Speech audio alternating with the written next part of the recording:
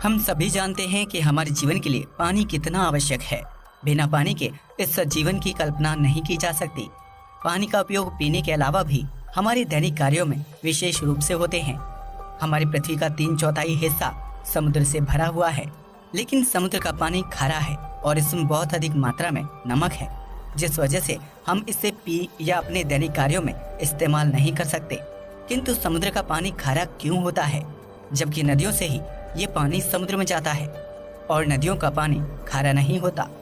तो जानने के लिए बने रहिए इस वीडियो के साथ। नदियों में पानी बारिश से आता है और जब वर्षा बरसती है तो बरसते समय ये पानी हवा में मौजूद कार्बन डाइऑक्साइड, सल्फर डाइऑक्साइड और नाइट्रोजन ऑक्साइड जैसी गैसों के संपर्क में आकर अम्लीय हो जाता है।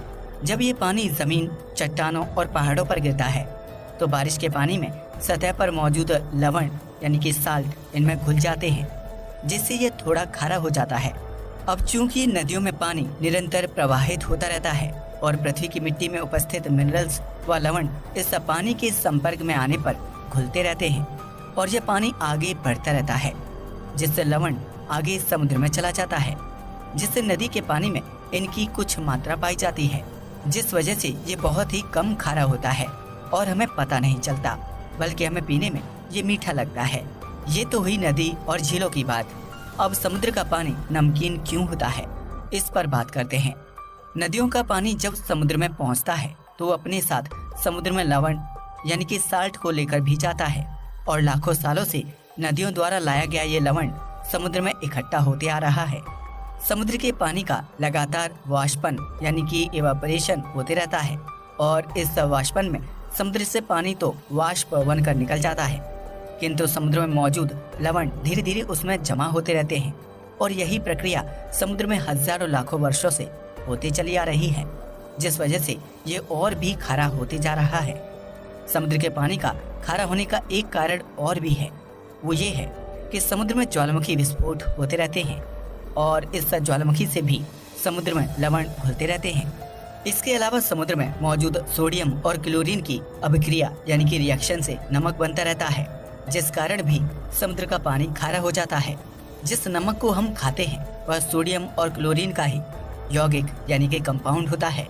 समुद्र के जल में औसतन 3.5% लवणांश यानी कि साल्ट कंटेंट पाया जाता है, यानी प्रति 100 ग्राम जल में करीब 3.5 ग्राम लवण मौजूद होता है। समुद्र का पानी खारा क्यों होता है, इसे आप घर के एक एग्जाम्पल से भी समझ सकते हैं। इसे समझने के लिए आपको कूलर की ओर अपने ध्यान को केंद्रित करना होगा।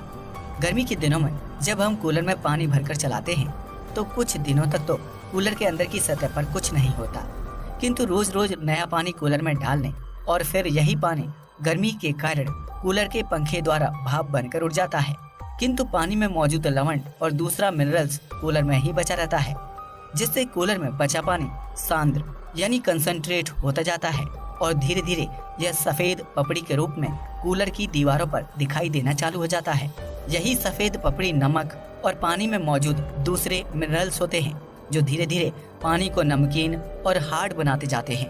इसे समझने के लिए आप यहाँ कूलर में डालने वाले पानी को नदी से समुद्र में मिलने वाला पानी मान सकते हैं और कूलर के टैंक को समुद्र मान सकते हैं, जिससे आपको पता लग जाएगा कि कैसे समुद्र का पानी धीरे धीरे मोटा और खारा होते जाता है। लेकिन अब आपके मन में ये सवाल जरूर आ रहा होगा कि इस तरह तो समुद्र का पानी निरंतर और ज्यादा खारा होता जा रहा होगा। तो ऐसा बिल्कुल नहीं है।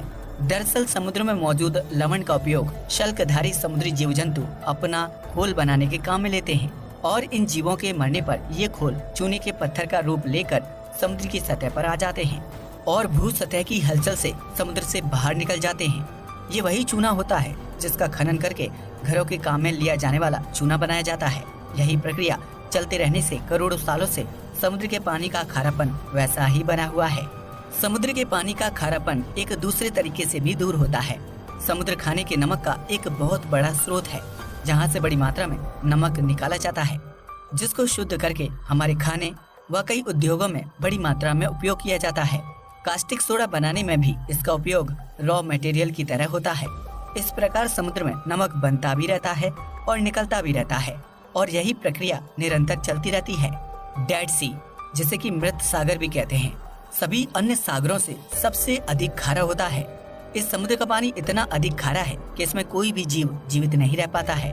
यहाँ ना तो कोई पेड़ पौधा है और ना ही कोई घास। इसके पानी में potash, bromide, zinc, sulphur, magnesium और कैल्शियम जैसे मिनरल साल्ट भी काफी मात्रा में है। डेड सी के अधिक खारा होने का कारण है इसका छोटा होना। डेड सी इतना खारा होता है कि इसे खारे पानी की अरबी झील भी कहा जाता है। डेड सी का खारापन सामान्य समुद्रों से 7 से 10 गुना अधिक होता है। इस सागर में लगभग 33.7% लवणांश यानी कि साल्ट कंटेंट पाया जाता है। यानी प्रति 100 ग्राम जल में करीब 33.7 ग्राम लवण मौजूद होता है।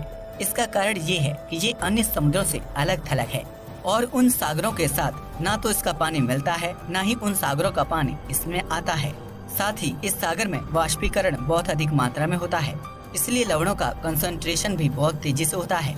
इतनी अधिक खारेपन के कारण मृत सागर की उत्प्लावकता यानी कि बोयंसी भी असामान्य रूप से अधिक होती है और इसकी बोयांसी इतना अधिक होती है कि आदमी भी इस समुद्र में नहीं डूबता है।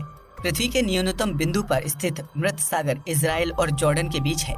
यह सागर सबसे कम जगह में फैला है। यह अन्य महासागरों की तुलना में काफी छोटा है। यह केवल 8 मील लंबा और 11 मील चौड़ा है। 3 पर्वतमालाओं से इस सागर का स्तर पृथ्वी की सतह से लगभग 1375 फुट या 420 मीटर गहरा है और समुद्री सतह से करीब 2400 फुट नीचे है। यह समुद्र करीब 3 लाख वर्ष पुराना है। इसमें नदियों एवं वर्षा से ताजा पानी आते तो रहता है, लेकिन यहाँ का वातावरण और हवा काफी ड्राई यानी कि शुष्क है, जिससे पूरे साल तापमान गर्म रहता है।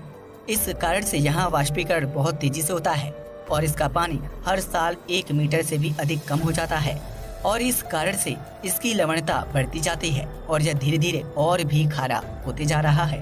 अब तो आप समझ ही गए होंगे कि नदियों का पानी हमें पीने में मीठा क्यों लगता है और समुद्र का पानी इतना अधिक खारा क्यों होता है। आज के लिए बस इतना ही। वीडियो पसंद आया हो तो इसे लाइक और शेयर करें, साथ ही चैनल को भी सब्सक्राइब करें। जय हिंद दोस्तों।